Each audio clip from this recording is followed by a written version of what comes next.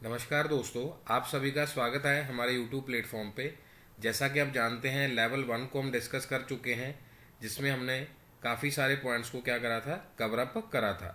अब आज हम यहाँ पर लेवल 2 एग्ज़ाम 2023 यानी कि 2023 का हिंदी का जो एग्ज़ाम था और जो छठी से 8वीं क्लास के लिए आया है और जो कोड आपके सामने मेंशन है। अगर किसी भी तरह की कोई परेशानी है या नोट्स नहीं मिल पाए तो आप हमें कमेंट करके बता सकते हैं। और जैसा कि आप जानते हैं, पूरा का पूरा paper child development and pedagogy का हम सॉल्व करेंगे क्वेश्चन 1 से लेके 30 तक। और एक एक दिन में दोनों दोनों वीडियोज आ रही हैं आपके लिए, सो दैट कि आप बहुत ज़्यादा अच्छे से प्रैक्टिस कर पाएँ। यही मेरा मोटिव है कि आप एग्ज़ाम को अच्छे से क्वालिफाई कर पाएंगे। चलिए आज की कक्षा स्टार्ट करते हैं, जहाँ पर सबसे पहला कोई अपना कॉपी पेन ले लीजिए। जैसे इस तरीके की रफ वर्क आपको मिलेगा। कई बच्चों का हो सकता है फर्स्ट अटैम्प्ट हो, लेकिन साथ साथ बातें बताना भी ज़रूरी है। उम्मीद है पिछले वाली वीडियो आपको अच्छे समझ आई होगी। और प्लीज़ आप, अगर आपको अच्छा लगा हो, यू कैन लाइक और subscribe and even share to your friends जो एग्ज़ाम की प्रेपरेशन कर रहे हैं। बिल्कुल पहला प्रश्न, which of the following laws is not related to heredity. इनमें से कौन सा नियम अनुवंशिकता से संबंधित नहीं है, ये बात ध्यान रखिए। पिछली क्लास में भी बताया था मैंने कि जो नॉट वाले क्वेश्चन है वो क्या है, ज़्यादा आ रहे हैं, ज़्यादा आ रहे हैं, नॉट वाले क्वेश्चन ज़्यादा आ रहे हैं। अब इसीलिए आपको इसमें थोड़ा ध्यान रखना पड़ेगा कि कैसे हम इसको मैनेज करेंगे। देखिए, समानता का नियम है, भिन्नता का नियम है, किस नियम को आप क्या करेंगे, अपनाएंगे। यहाँ पे वेरिएशन है, रिग्रेशन है, प्रोग्रेशन है। सो यहाँ पर जो रिग्रेशन की बात भी हमने करी है, वेरिएशन की भी, सिमिलैरिटी की, प्रोग्रेशन की। देखिए, ईएल थॉर्नडाई का कोई कंसेप्ट तो नहीं आ रहा इसमें, मेंडल वाला तो नहीं आ रहा या डिफरेंट। और इसमें प्रॉपर मैंने आपको हिंदी के अंदर ही नोट्स के थ्रू पढ़ाया है। बिल्कुल इजी क्वेश्चन देख लीजिए, 2023 का पहला प्रश्न ही हमारे नोट्स में से आ गया। और लेकिन यहाँ पर नॉट वाला जो क्या है क्वेश्चन पूछा गया है। हाँ जी, तो हमारे पास जो इसका ऑप्शन है दैट इज दी प्रकृति का नियम जो है वो नहीं आएगा। नॉट ऑप्शन है। प्रतिगमन, भिन्नता और समानता वाला जो ऑप्शन है वो हमारे लिए क्या है जी, बिल्कुल राइट ऑप्शन है। हाँ जी, उसके बाद हमारे पास जो क्वेश्चन है ये पूछा गया है, इनमें से कौन सा परफॉर्मेंस टेस्ट इंटेलिजेंस के लिए नहीं आता। नॉट हिंदी में रीड करते हैं, कौन सा बुद्धि का एक क्रियात्मक परीक्षण नहीं है। को एंड ब्लॉक डिज़ाइन है, अलेक्जेंडर का पास लॉन्ग मेथड है, सेगुइन का फॉर्म बो टेस्ट है, स्टैनफोर्ड बाइनर टेस्ट। अब आप देख लीजिए, हमने काफ़ी इंटेलिजेंट टेस्ट को रिवाइज किया था, कितने तरीके से न्यू बना हुआ है, यानी कि काफ़ी वास्ट है। बहुत अच्छे तरीके से पेपर ले रहे हैं लेवल 2 का। तो यहाँ पर भी हमारे पास परफॉर्मेंस टेस्ट कौन सा नहीं है, स्टैनफोर्ड बाइनर टेस्ट, क्योंकि ये हमारा आईक्यू के लिए इन्होंने बनाया था। बाकी सारे हमारे परफॉर्मेंस टेस्ट हैं। परफॉर्मेंस, ओके जी। देन हाँ जी, थर्ड क्वेश्चन है जी, which of the following is not an objective type of question. इसमें से कौन सा ऑब्जेक्टिव टाइप का क्वेश्चन नहीं है, कौन सा वस्तुनिष्ठ प्रकार का प्रश्न नहीं है। मिलान है, विश्लेषण करने वाला कोई है, बहुवैकल्पिक है, बहुत ज़्यादा रिक्त स्थान वाला, मैचिंग है, एनालिटिकल है, multiple choice and blank space है। ऑब्जेक्टिव पता ही है हमारे पास कि एनालिसिस वाला नहीं आएगा, बाकी सारा ब्लैंक स्पेस भी ठीक है, मल्टी चॉइस भी ठीक है, मैचिंग ऑप्शन भी ठीक है। सो हमारे पास कोई एनालिसिस अगर हम कर रहे हैं, किसी चीज़ का विश्लेषण कर रहे हैं, तो वो ऑब्जेक्टिव टाइप क्वेश्चन में नहीं आएगा, यानी कि ये टीचिंग प्रोसेस से क्वेश्चन हमारे पास आ चुका है। हाँ जी, according to the moral development theory of पियाजे, एडोलसेंट पीरियड इज। अब आप देखिए, पिछले वीडियो में ही बताया है, लेवल 1 वाले वीडियो में भी बताया है कि ये क्वेश्चन बहुत ही इंपॉर्टेंट है। एग्जामिनर इसके बिना पेपर बना ही नहीं सकता। बना ही नहीं सकता का मीन्स, उसको लगता है कि यार मैं बच्चों को स्टक करूं, रोकूं उसमें। नैतिक विकास के सिद्धांत के अनुसार किशोर अवस्था की बात करी गई है इसमें। नैतिक यथार्थवाद है, बाधिक नैतिकता की बात करी गई है, पर्याप्त नैतिकता है जी, स्वायत्त है, मोरालिटी की बात है, मॉरल रियलिज्म है जी, हेट्रोनोमस मोरालिटी है या फिर ऑटोनोमस मोरालिटी है। हाँ जी, तो इसमें क्या है, स्टेज ऑफ जो ऑटोनोमस मोरालिटी है, ये एडोलसेंट पीरियड की बात करता है कि हम स्वयं ही उन सब चीज़ों को काम करने की कोशिश करेंगे। ये फिर देखिए, प्याजेट का क्वेश्चन आ गया और आपके एग्जाम में एचटेट लेवल 2 में नॉट दूर दूर से दिख रहा है, अच्छी बात है, लेकिन फिर भी ध्यान रखिएगा कौन सी विशेषता प्याजे द्वारा प्रतिपादित संज्ञानात्मक विकास सिद्धांत की मूर्त संक्रियात्मक अवस्था से संबंधित नहीं है। उत्तर कमनीयता है, कंबद्धता है, जीवाद है, संघर्षण है। अगर आप यहाँ तक वीडियो में आ चुके हैं, आप देखिए जो एक्सप्लेनेशन मैं आपके लिए कर रहा हूँ या आपको बता रहा हूँ, ये सब किसने करनी है?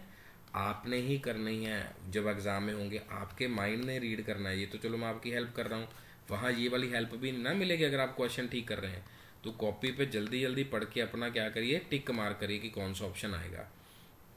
कॉन्क्रीट ऑपरेशनल स्टेज में कौन सा पॉइंट इसमें से नहीं आएगा? क्या रिवर्सिबिलिटी नहीं आएगी, सीरियलाइजेशन नहीं आएगी, कंजर्वेशन नहीं आएगी? बाकी सारी चीज़ें ठीक है, लेकिन जो जीववाद है, एनिमिज्म है, ये वाला ऑप्शन इसके लिए नहीं है। मैं फिर दोबारा से कह रहा हूँ, जीन पियाजेट की जो स्टेजेस हैं उसमें से भी, कोलबर्ग की जो स्टेजेस है उसमें से भी, तो ये पूछा ही जाता है, और एरिक एरिक्सन से कि कौन सा इसमें पॉइंट होगा या कौन सा नहीं होगा।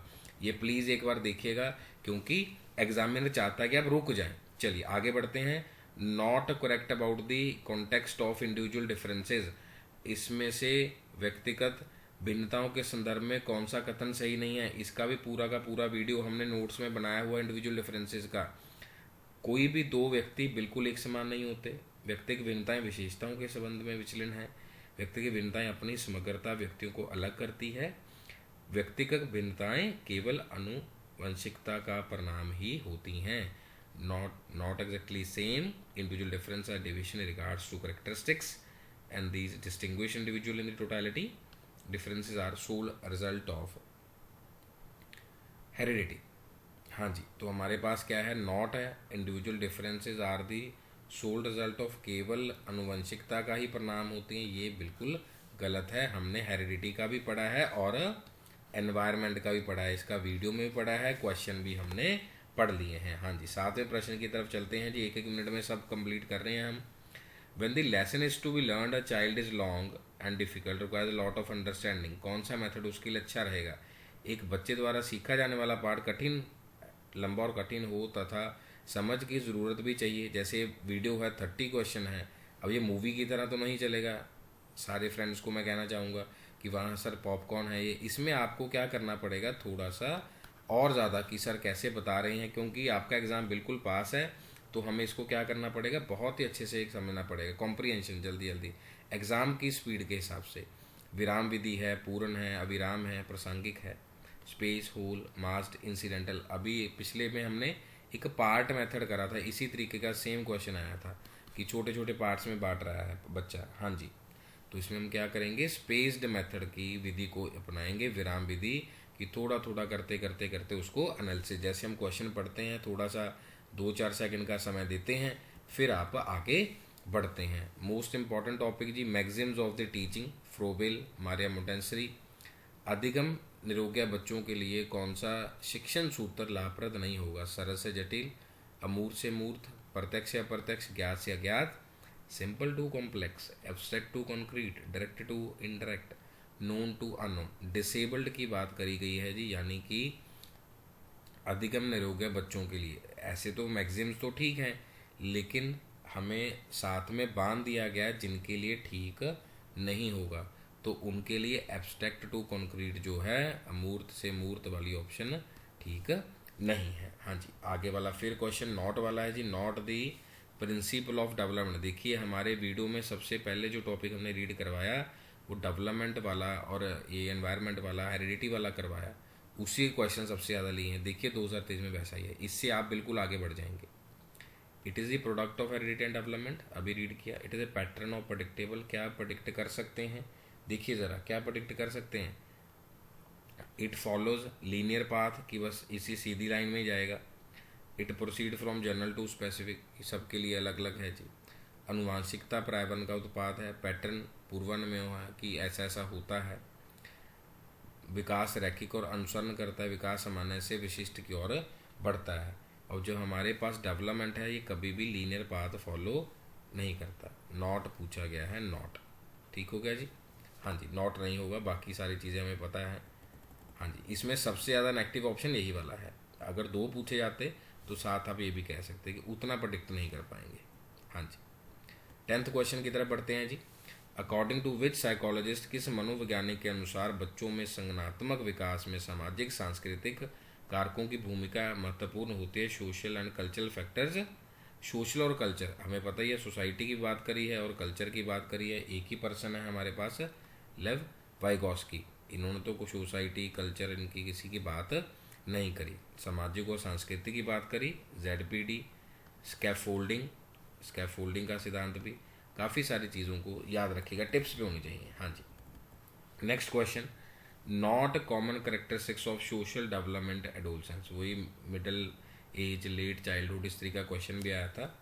कौन सी किशोरावस्था में सामाजिक विकास के सामान्य विशेषता नहीं है? माता पिता के साथ समंजयपूर्ण संबंध, ह्यूमन रिलेशनशिप, हाँ सॉरी हार्मोनियस, कि अच्छे रिलेशन हो। आजकल तो कुछ कह नहीं सकते इसमें कि अच्छा है नहीं अच्छा है। नया सामाजिक समूह, new social grouping, search for identity, hero worship.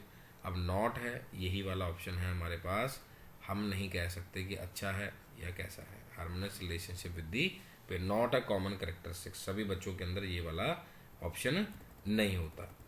Kohlberg की बात अभी हम कर रहे थे, लो जी क्वेश्चन आ चुका है। Which stages of Kohlberg's moral development theory not related to the level of conventional morality? Kohlberg के नैतिक विकास सिद्धांत में कौन सी अवस्थाएं पारंपरिक नैतिकता के स्तर से संबंधित नहीं? आपके पेपर में ये देखो यही आ गया, करेक्ट हमें कोड देना है। व्यक्तिवाद विनिमय है, अच्छे अंतर्वैयक्तिक संबंध हैं, सामाजिक व्यवस्था बनाए रखने के लिए है, सामाजिक अनुबंध और व्यक्तिगत अधिकार है जी, व्यक्तिगत होता है वैसे तो। इंडिविजुअलिज्म एंड एक्सचेंज है, गुड इंटरपर्सनल रिलेशंस है, मेंटेन सोशल ऑर्डर्स है, social contract and individual rights.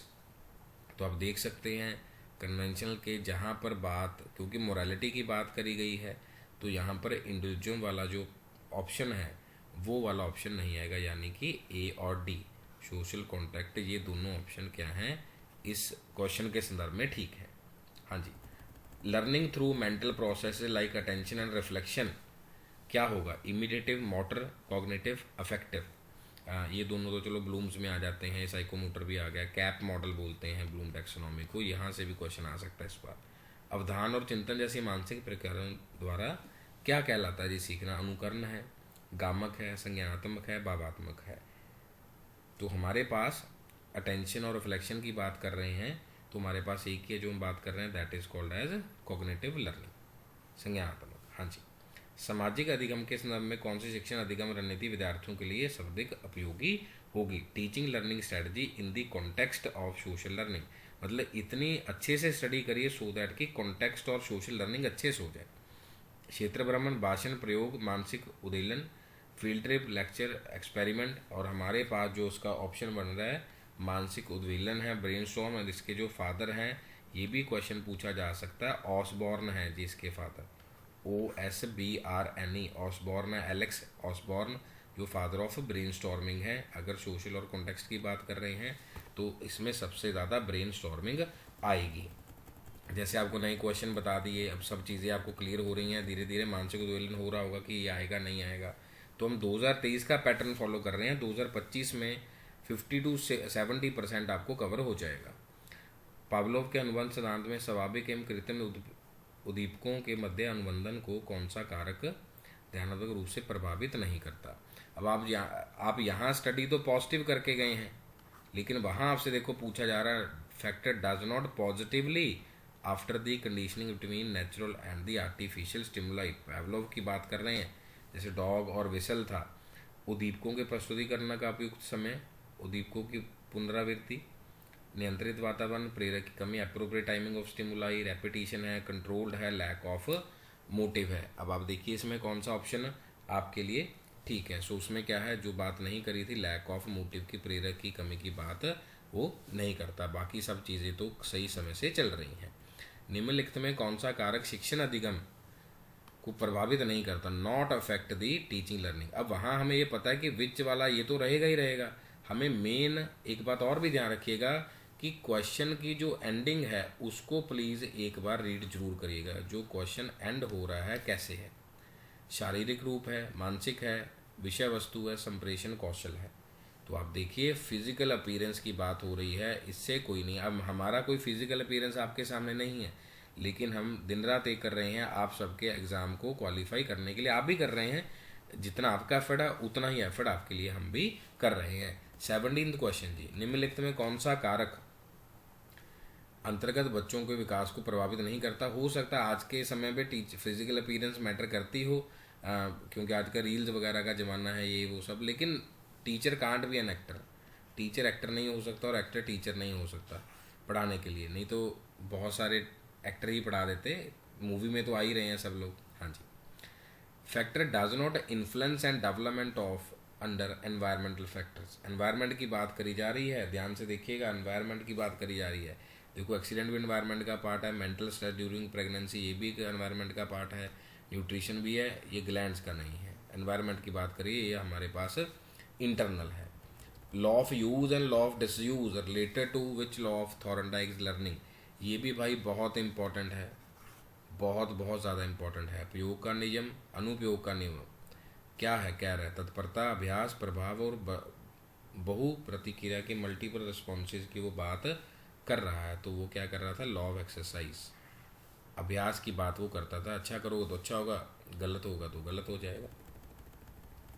हाँ जी, निम्नलिखित में कौन सा युग्म अभिप्रेरणा के सिद्धांतों में उनके प्रतिपादकों के संबंध में सही नहीं है? ये तो सेम ही है, not regarding the motivational theory and the proponent. जैसे इसमें मैस्लो आगे, एल्डेफर आगे, बहुत सारे लोग आगे। इंस्टिंक्ट थ्योरी है, नीड हायरार्किकल थ्योरी, देखो ये तो सामने ही लिखा हुआ है मैस्लो। ड्राइव थ्योरी वुड्सवर्थ है। हाँ जी, अचीवमेंट थ्योरी मैक्लेलैंड ने दी थी, नीड अचीवमेंट वाला थ्योरी, ड्राइव वाला। लेकिन ये वाला जो थ्योरी है मोटिवेशनल प्रोपोनेंट नहीं है। पहला मूल प्रवृत्ति सिद्धांत एटिंगसन वाला जो है इसके साथ नहीं रिलेट कर रहा है। मोटिवेशन थ्योरी भी जरूर पढ़ के जाइएगा जी, हमने आपको पढ़ा दिया था। सेल सेलिंग प्राइस ये आ सकता है आपको। कुछ बच्चे कहेंगे सर ये क्या है सेल सेलिंग प्राइस? ये मैस्लो नीड का शॉर्टकट है। Physiological need, security, social, love, belongingness, esteem है, सेल्फ एक्चुअलाइजेशन है। इस तरीके से ये बन जाएगा। यहाँ से आप सेल सेलिंग प्राइस लिख सकते हैं, टॉप से लिखेंगे SEL S और P, ठीक है जी। इसके मार्जिन के बाहर है, so unable to write SEL SP। हाँ जी, समावेशी शिक्षा से क्या है तात्पर्य है? इंक्लूसिव एजुकेशन भी आ सकती है। नेशनल एजुकेशन पॉलिसी के बारे में भी आपसे पूछा जा सकता है 2020 के। Social deprived, disable, normal and disable education for all children, जो सबसे अच्छा ऑप्शन हमारे पास लग रहा है, हमारे पास क्या सभी बच्चों के लिए होना चाहिए। ये तो पर्टिकुलर कर दिया ना, नॉट वाला पूछा तो फिर कहते कि नहीं जी सिर्फ एक के लिए नहीं है, सबके लिए है वो। हाँ जी, इंक्लूसिव का मतलब ही सबको ऐड करना। Not principle of effective teaching, अब वो क्या कह रहा है, प्रभावी अधिगम का एक सिद्धांत नहीं है। मोटिवेशन है, इंडिविजुअल है, पैसिव अटेंडेंस है और फीडबैक है। तो हमारे पास पैसिव अटेंडेंस वाला ऑप्शन है, निष्क्रिय उपस्थिति, व्यक्तिगत पहुंच, अभिप्रेरणा, प्रतिपुष्टि, ये तो ठीक है, ये तो बताना ही चाहिए कि इंडिविजुअल अप्रोच क्या है, मोटिवेट, लेकिन पैसिव अटेंडेंस हमारे पास प्रिंसिपल नहीं है। हाँ जी, रॉबर्ट गैगने पिछले लेवल में भी आया हुआ है। Highest level of learning should teachers try to take students, इसमें टीचर ट्रेनिंग और बच्चों को कैसे पढ़ाया जाए, कैसे उनको रिकॉल किया जाए, उसके बारे में इन्होंने बात करी है। आप रिवाइज भी कर सकते हैं इसको। तो उन्होंने बात करी थी समस्या समाधान नियम, प्रॉब्लम सॉल्व लर्निंग की बात ये कर रहे हैं हाईएस्ट लेवल की। वो खुद अच्छे से रिकॉल कर लेंगे तो अच्छी बात है। हाँ जी, स्टर्नबर्ग आगे जी, हमने पढ़ा हुआ स्टर्नबर्ग के त्रितंत्री सिद्धांत में बुद्धि के किन 3 पहलुओं को बल दिया गया? देखो वही आ गया कि इसका उसके साथ मैच था नहीं था। इंटेलिजेंस जो ट्राइकिक थ्योरी ऑफ स्टर्नबर्ग है, कौन से थे? कंपोनेंशियल थे, एक्सपेरिमेंटल थे, ऑपरेशनल, कॉन्टेक्चुअल, घटकीय, अनुभवजनीय, संक्रियात्मक, संदर्भात्मक। अब देखिए तीनों ऑप्शन हमें चूज करना है, लेकिन एक ही ऑप्शन है जो हमें यहाँ से आंसर दे सकती है। ऑपरेशनल की बात डिफरेंट में करी गई है, तो सी को आप ड्रॉप कर दीजिए। बाकी जो ऑप्शन हमारे पास ABD बच रहा है, ठीक है जी। कंपोनेंट की बात भी करी थी, एक्सपेरिमेंटल की बात भी, कॉन्टेक्स्ट की, ऑपरेशनल की बात इस केस में नहीं हो रही है। हाँ जी, 24वां प्रश्न, धीमी गति के अधिगमकर्ता के लिए कौन सा शैक्षिक हस्तक्षेप उपयुक्त नहीं है? Not suitable for the slow learners. कौन सी है? एक्सरलेशन है, रिमीडियल, आप जानते हैं इसका ऑप्शन क्या होना चाहिए कि हम एक्सरलेशन को यूज़ नहीं करेंगे जब स्लो लर्नर की बात कर रहे हैं। बाकी ठीक है, कॉपरेशन है, रिमीडियल है, अभ्यास है, सहकारी है, ठीक है। किशोरावस्था में सभी सामाजिक व्यवहार पैटर्न के लिए सही चयन करिए। Correct code about social behaviour pattern. आगे जी एडोलसेंस, मैंने मूवी के लिए भी आपको बताया था कि हॉलीवुड में मूवी है, इससे भी काफ़ी कुछ चीज़ें सीखने को मिल सकती हैं। लीडरशिप है, एम्पैथी है, ईगो सेंट्रिज्म है। एक ऑप्शन से चूज़ करने की कोशिश करिए, क्या चूज़ हो रहा है। Correct code, leadership skills, empathy. बाकी चीज़ें तो नेगेटिव ऑप्शन में आ गई ना, स्टीरियोटाइप है, ईगो सेंट्रिज्म, डिस्क्रिमिनेशन, ये सारी चीज़ें वहाँ नहीं आएंगी। हाँ जी, सतत एवं व्यापक मूल्यांकन का सही अर्थ क्या है। लगातार परीक्षाएं लेना, उपयुक्त अंतराल के बाद निरंतर परीक्षाएं लेना, फॉर्मेटिव समेटिव की बात करेगी, या शैक्षिक सहशैक्षिक दोनों पक्षों का मूल्यांकन करना, केवल शैक्षिक उपलब्धि। True meaning of comprehensive valuation, मतलब ये CCE की बात कर रहा है जी, कॉन्टिन्यूस कॉम्प्रीहेंसिव वैल्यूएशन की बात कर रहा है ये, बिल्कुल। Continue test at appropriate interval, evaluate both and the scholastic aspect. तो हमारे पास जो ऑप्शन बन रही है यहाँ पर B और C बन रहे। ओनली वर्ड हमेशा ही नेगेटिव होता है, ये नहीं आएगा, ठीक है जी। सिर्फ टेस्ट नहीं ले सकते, लेकिन हमें उसको बताना भी तो है, हर रो टेस्ट से गड़बड़ हो जाएगी। हाँ जी, वह शिक्षा जो करके सीखने को बढ़ावा देती है, सीखने के लिए विद्यार्थियों के वातावरण के साथ अंत क्रिया सुनिश्चित करती है, वह क्या कहलाता है। विशिष्ट, प्रगतिशील, एकीकृत, समावेशी। लर्निंग बाय डूइंग बताया था कल भी, Kilpatrick, John Dewey and all. ये वाला वर्ड भी एग्जाम का पेट वर्ड है। पेट मीन जैसे हम कह रहे कि ये तो पक्का आना ही आना है।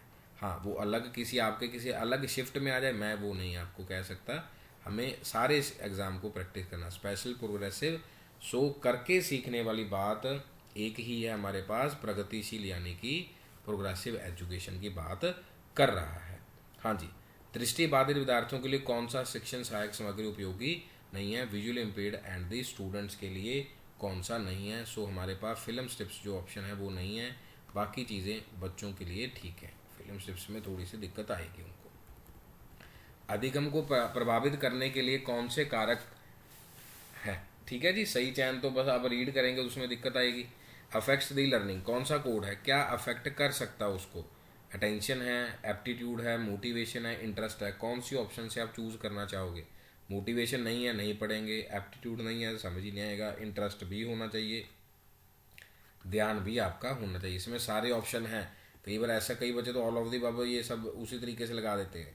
हाँ जी, एक अधिगम कठिनाई जो बच्चे के लिए वर्णों या शब्दों में अंतर करने में समस्या उत्पन्न करती है, डिस्प्लास्टिसिया है, डिसलेक्सिया है। रिचर्ड ब्रेंसन जैसे डिसलेक्सिया के में थे केस में, डिसग्राफिया, डिसकैलकुले। इससे आप अगर कोई पर्सनैलिटी है ना, उनको अगर याद रख लेंगे तो आपके लिए याद रह जाएगा। Distinguish letter and words, letter and words की बात किस में हो रही है, डिसलेक्सिया की वो बात कर रहे हैं। सो यहाँ तक हमने 30 क्वेश्चंस को रिवाइज किया पूरे 23 मिनट के अंदर। सो आप बताइएगा कैसा लगा आपको, और यहाँ तक अगर आप अच्छे से पहुँच गए हैं तो कितने क्वेश्चन आपके ठीक हुए और कैसे आप चीज़ों को कन्वर्ट कर पा रहे हैं। हमने लेवल 1 को और लेवल 2 को सॉल्व कर लिया है, और कोशिश रहेगी कि लेवल 3 का वीडियो ही आपके लिए 9 बजे तक या 10 बजे तक उपलब्ध करवा दिया जाए, क्योंकि आपके लिए डेली हो गए 50-60 क्वेश्चन, तो आप अपना एग्ज़ाम को ज़रूर क्वालिफाई करेंगे। All the very best dear students, बहुत अच्छे से पढ़ाई करिए। नेक्स्ट वीडियो में मिलेंगे। Thank you so very much.